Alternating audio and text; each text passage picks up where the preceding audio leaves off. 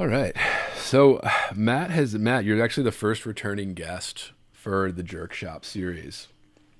Oh shit. I think you were on the third episode, and now you're back here on the eighth. So we have a little celebratory anniversary of Matt Wall returning Cheers. to I'm really the. glad. We've been on so long. We've graduated to the beers, listeners.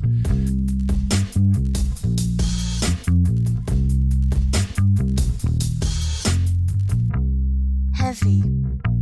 Bored. Heavy. I am heavy Bored.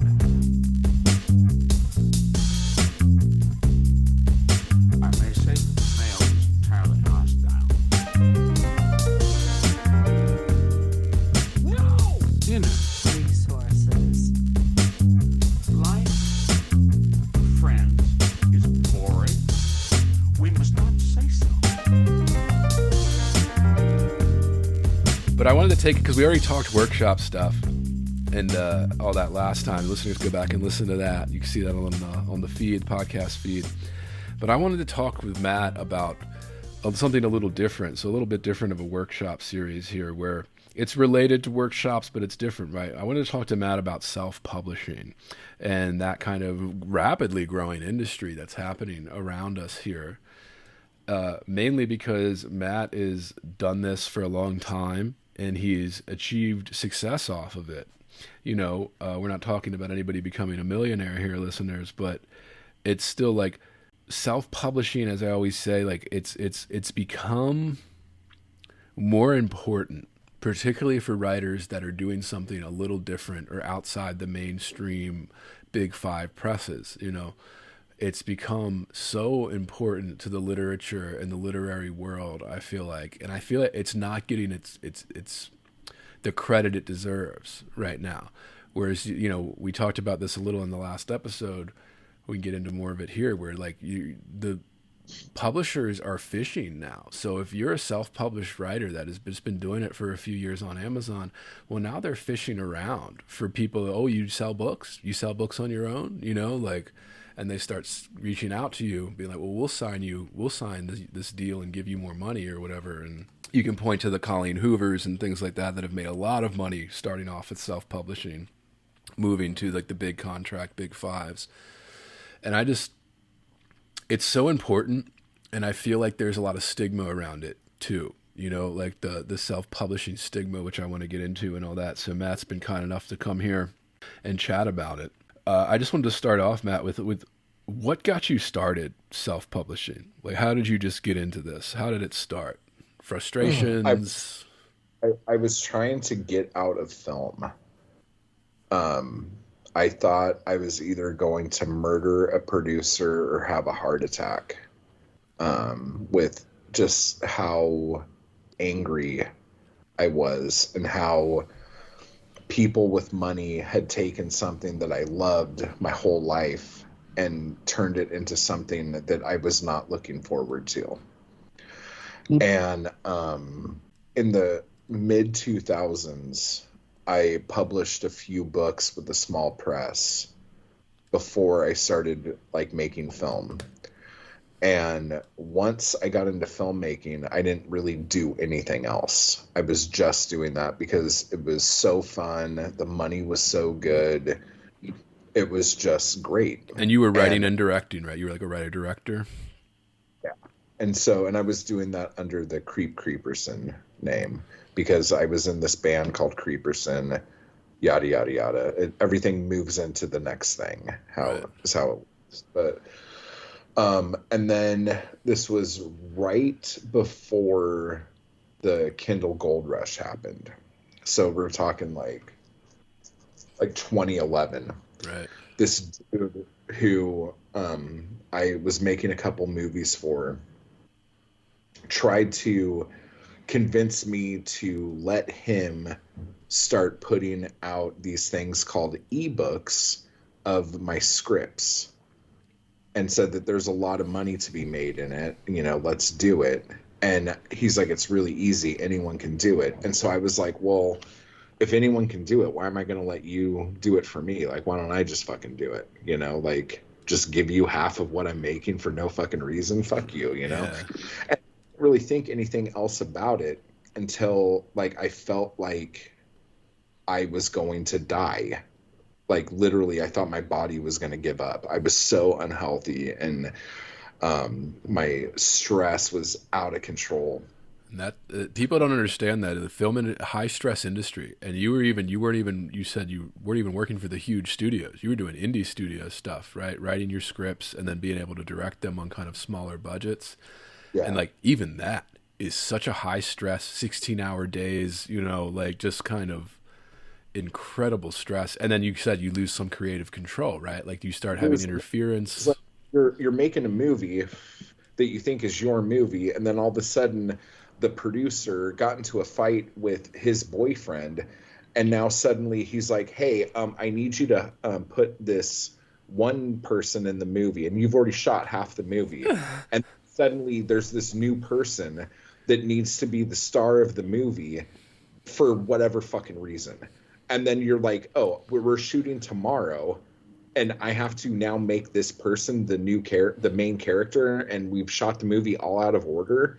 Like what the fuck are you doing? Like, I'm getting mad again. Just right. Like that shit happened all the fucking time. And I don't know. And I had a bunch of short stories that I had written like 10 years prior. And I just remembered that dude talking about like ebooks. And so like I looked into it, and I'm like, oh, okay, so I'll just make a book cover and, you know, put a book up on Amazon and just see what happens. And I did one, and it was this story called Unsane Sam. And like I sold a bunch of copies of it, and I didn't even fucking do anything. I just put it up, and it just was selling. And I'm like, oh, that's cool. I'm like, yeah, but that's not enough money to like make me like live. And then I'm like, oh, okay, so I'll just put out a new ebook every week, and then that should make me be able to fucking live, right? So the whole thing was me chasing the dragon of trying to figure out a way to make as much money as I was in film. And then as I was doing it, I was just putting out old shit. Like I wasn't like writing anything new. And then when I started writing something new, I was like, oh my God, I could have a helicopter blow up if I want. There's no budget restrictions. I could do whatever the fuck I want. Right. And it was immediately so freeing. And so I just started writing these like ridiculous, like bizarro shit. And like anything, like if there was a special effects scene that I wanted to do on a movie a couple years earlier that I wasn't able to do for financial reasons, I would like write a whole book around just making sure I could do this one thing that I wasn't allowed to do in film. And it just started going. And then from there, I took this TV pilot that I was pitching around and turned that into a weekly serial. And that was the first time I started making really good money. And again, this is like 2012 now, 2013. So by this time, the Kindle Gold Rush was up and moving and going, and motherfuckers making ridiculous amounts of money. Ebooks were a new thing. They were new, and you could get the Kindles at Barnes & Noble. Like the print books were going down, and it was like, yeah, it was a new technology. Even, and it seems it wasn't even that long ago, you know, and it's already like 10 years ago, like the idea that you could write a book in a week if you wanted to, not edit it, and put it up on Amazon and start making money on it. Like, because like when I was doing the serial, I would start writing the episode on like Thursday, have it done by Sunday, spend Monday working on the book cover, and then have it up and out on Tuesday. Right. It was like immediate. And that rush was so amazing. And doing a weekly release schedule is fucking stupid. I don't recommend anyone ever fucking doing that. High stress, But it was like I was used to that kind of fast deadlines, having to fucking move. So transitioning from having to do deadlines like that where people were getting in your way all the time and making shit difficult to having it be no one's in my way and I could just go. That was so freeing. And so that Black Star Canyon series, it's changed over the years, like different covers, different titles, but that and I went through this period where I changed my pen name like 13 fucking times, which was stupid. I should have stuck with one name and just went with it. But that was like Black Star got me out of having to rely on other people for like my livelihood, I guess. And for listeners that don't know, Black Star is like a horror series that you were doing. It's I guess so. That would probably be the best way to put it. Like, I didn't look at it as horror. I looked at it more as just like a mystery, but there were so many horrific and sci-fi elements to it that like, and another reason why the Amazon algorithm fucks you is if your book fits into too many holes, Amazon don't know how to sell it for you. Like, they want something that is exactly this or exactly that.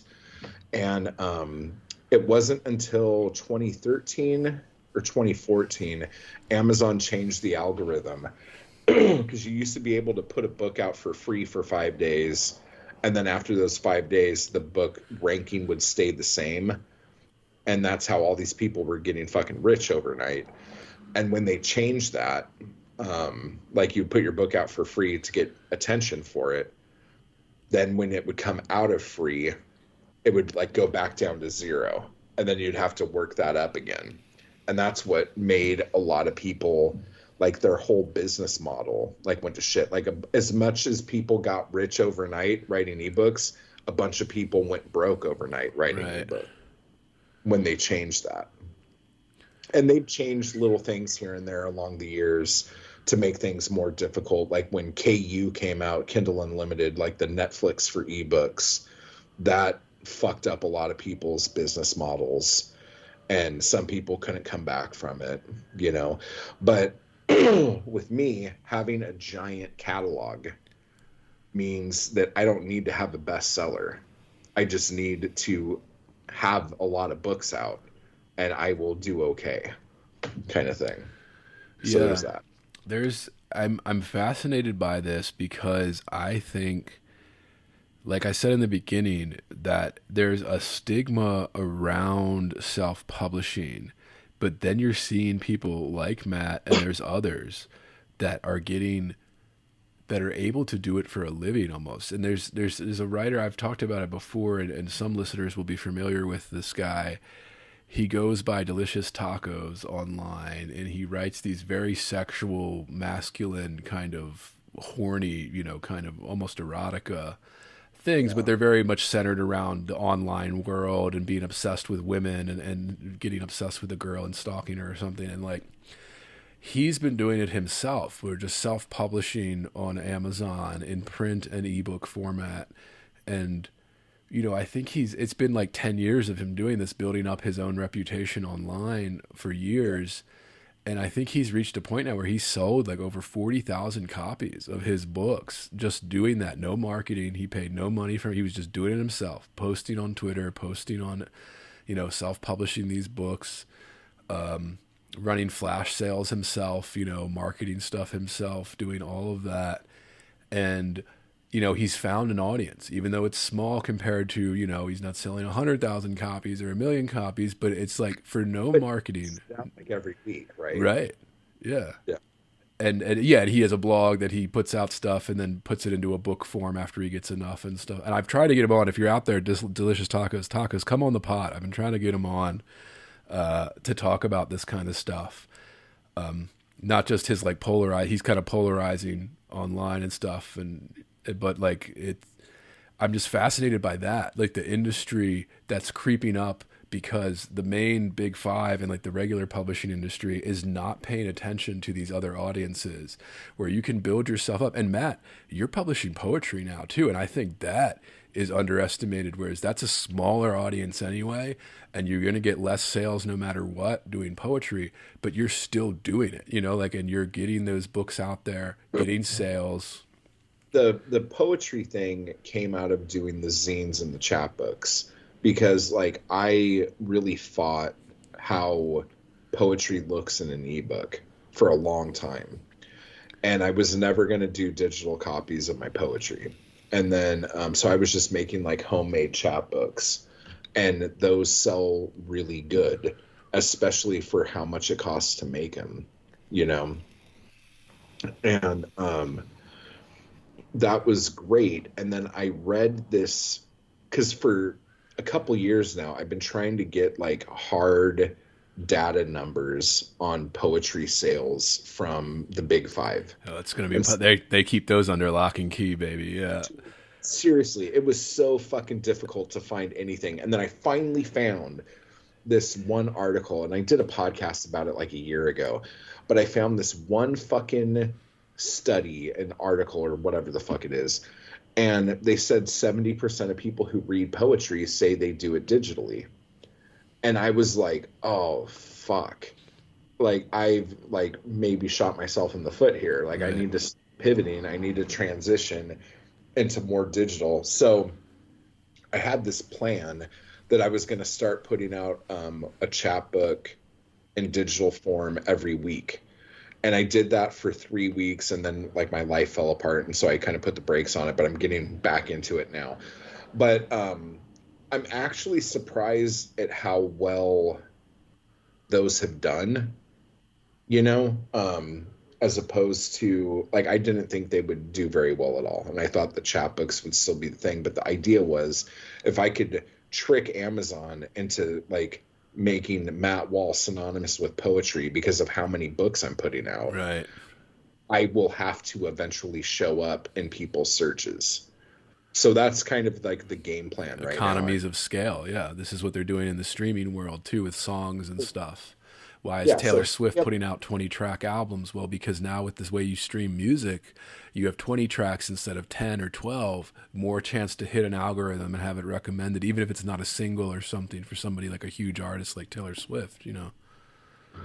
Yeah, for real. And then if like people are just buying singles, right? Or like not even that, just like stream time is probably the same as like watch time on YouTube. And Amazon, I imagine, gives you pretty solid metrics, right? Like you can see who are returning customers and who are new customers. No, they don't really tell you anything other than kind of demographics and how much you're selling. Okay. If Amazon were to give like customer information to people, like everyone would be rich. Like if you were able to get the emails of the people who are buying your books from Amazon, like you would fucking never need to sell another book on Amazon again. And Amazon knows this, so they don't fucking put that information out. So, or I didn't know if it was like, cause like YouTube gives you pretty good metrics for as far as social media, where they tell you new viewers, returning viewers, like this kind of like, they'll tell you like at what second do people think your video sucks? Right. You know? Yeah. Like, if this video, how many subscribers you lost, how many subscribers you gained. Right. Like, YouTube's great. Amazon has all this information. They just don't share it. Right.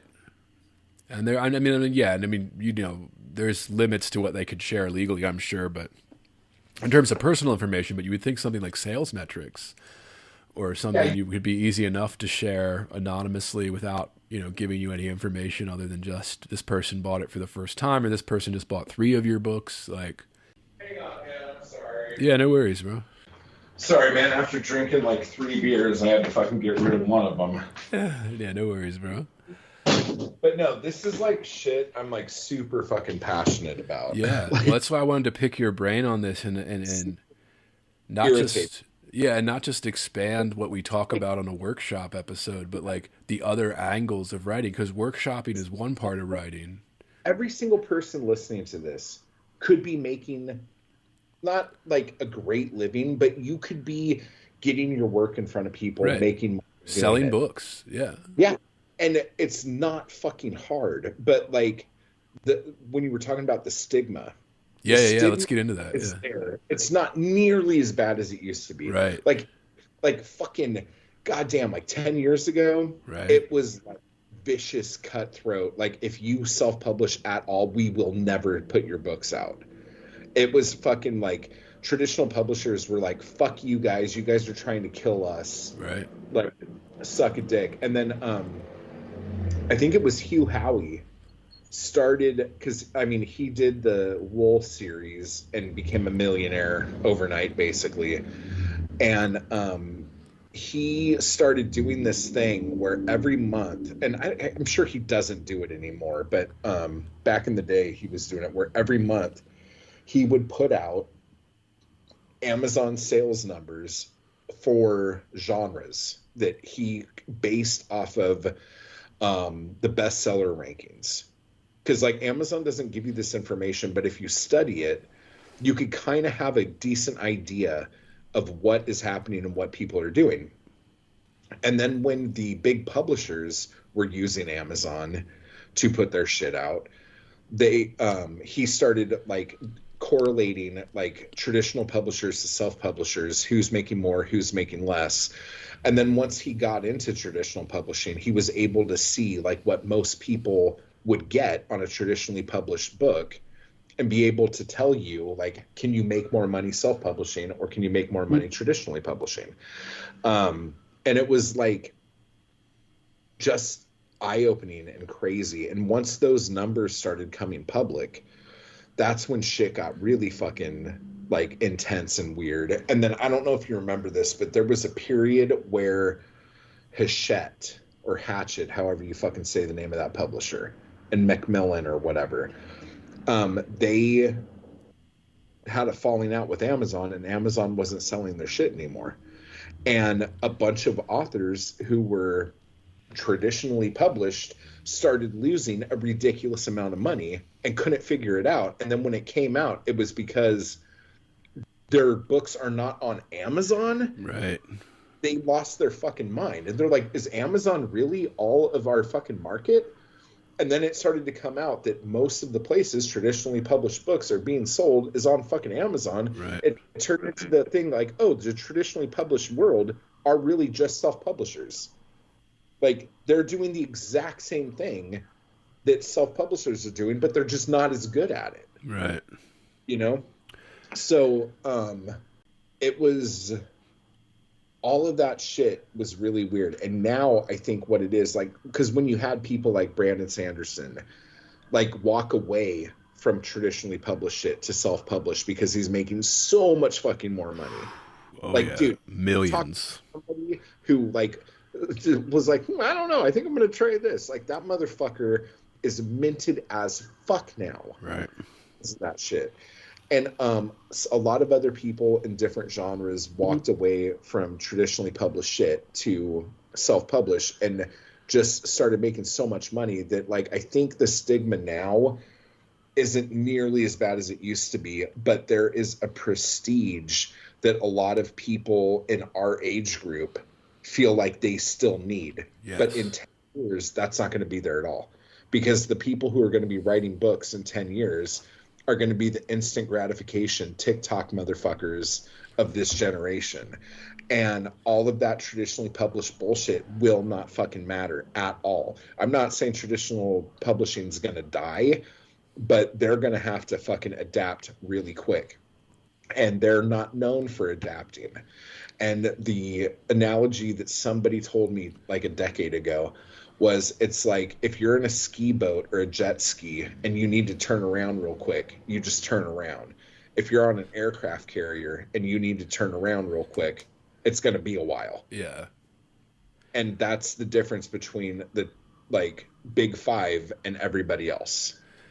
Yeah, you know? And I'm fascinated about this stigma too, because I mean, I like to think of myself as somewhat of a bridge between the literary and the big five and like the kind of traditional kind of stuff, and then also this kind of new and emerging stuff. Like, I'm not somebody who's rejecting it, you know, like I'm not somebody who's trying to reject that stuff. I'm fascinated and I'm curious, and I've thought about it myself. You know, I have quite a backlog of books that I've been trying to get published traditionally, and frustration sets in, and I start thinking to myself, you know, should I just put it out there? Because what do I have to lose, right? Yeah. And put it out and just see how it goes. Start collecting journals and do the whole fucking thing, dude.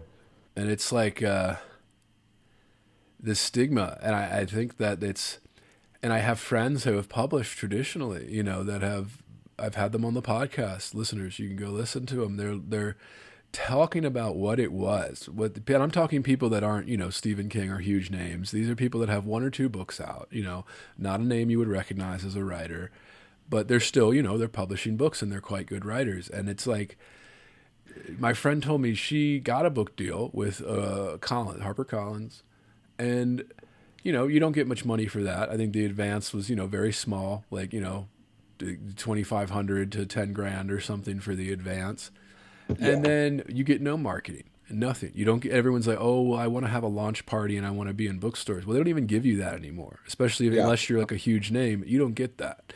You don't get a tour. They're not going to put you up in a hotel to go tour in Europe or something to launch this book and drive sales. All of that shit yourself. And she was saying, she had to set up her own book launches. Like she said, the one thing they gave her was they gave her a book launch in New York at like some bar with, like 50 people or something. That was it, because that's what they do for every book, because it's a big publisher, HarperCollins or something. But, she said she was doing stuff herself. She was setting up like events at local bookstores where she was living at the time, and just having to do that all herself and go there. And, nobody's showing up. And then, just having to deal with it. No marketing money, nothing like that. And so it's like, well, if that's what you're getting for going the traditional route, why even bother? And then it comes down to the prestige, right? It comes down to that pat on the back, like we were talking about, that kind of approval of maybe like the people that are supposed to know what good books are, or the people that are supposed to be in charge of making something a bestseller. I've also seen some interesting articles written about on how the size of the advance directly correlates to how much marketing you're going to get, how much money they spend on you up front. Well, that determines how much they're going to spend on marketing to earn that back, or try to earn that back. Yeah. So when you're a first-time author, listeners out there, I know many of you struggling to get yourself out there and you're not sure. Well, there's good reason to want that, but then you see the success. Like if you're good, even if you're doing something that people want to buy, well, then even the big 5 start to notice. Yeah, they will come to you. Yeah, and it's almost like it's easier than it ever has been to put yourself out there with those, and even make a living. Even if it's a modest living, you could do that easier with high production and self-publishing than you could with taking years to write something and hope you get a $50,000 contract, if that. I've been thinking about that a lot more too. And like I told you before, and kind of getting rejection emails now are kind of like, come on, man, like, what do I got to do? What do I got to do here to show you that I'm worthy of your time? And it's like, well, one way you could do that, listeners, is sell it yourself. Go out there and start selling and be like, well, I sold this many copies. How many are your debut authors selling? How many are you selling out here? And you see it. You hear the great success stories, Sanderson, Colleen Hoover, and a couple others that's just become these household names. Like, who's taking up space in these airport bookstores and stuff? Well, guess what? It's these people, a lot of them, that started self-publishing. It's the ones like James Patterson who have been grandfathered in, the Danielle Steele, they've been grandfathered in because they were publishing at a time when publishing was just loaded. You could make a shitload of money with doing the traditional publishing thing, and they have reputations now over like 30, 40 years. And then it's these people that have just started putting it out on blogs or self-publishing on Amazon that are taking up space on these bookshelves now, because that's what people want. They want those types of books that traditional publishing is overlooking. But that leads me to this question here: what would you say is the benefit, or the benefits and the negatives of self-publishing? The benefits would be to completely be in control of what you're doing. The downside would be being completely in control of what you're doing. Because self-publishing, like, the key word in there is publishing. And a lot of writers are not publishers and just are not capable of figuring out marketing and how to fucking generate interest in something you're doing.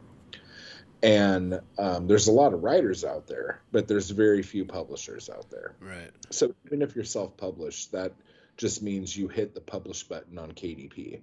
Like, you have no fucking idea what you're doing. So unless you can do the other work that a publisher would do. Hey, would you believe there's still an extra hour of conversation left? Well, there is. Matt and I chatted for hours while recording this.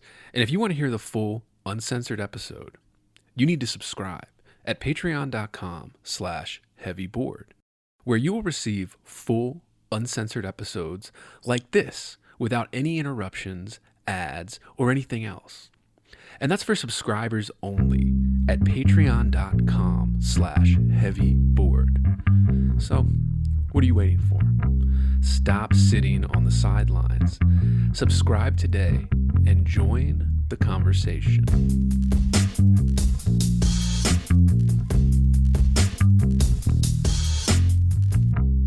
Heavy. Bored. Heavy. I am heavy, heavy, heavy. Bored.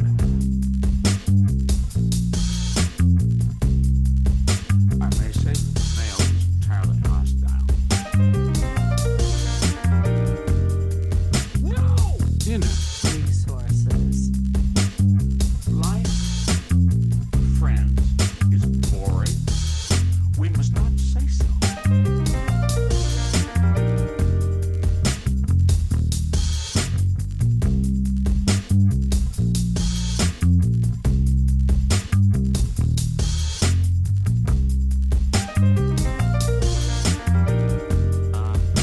Are you radioactive now? Inner. Resources, American resources. Being bored? Some activities are intentional, right? It shows such a lack Heavy. of gratitude for life. Bored. I aspire to boredom, Heavy. I should say. Bored. Heavy. I am heavy, heavy, heavy. Bored. Has you the night sweats and the day sweats, pal? Pal, I do.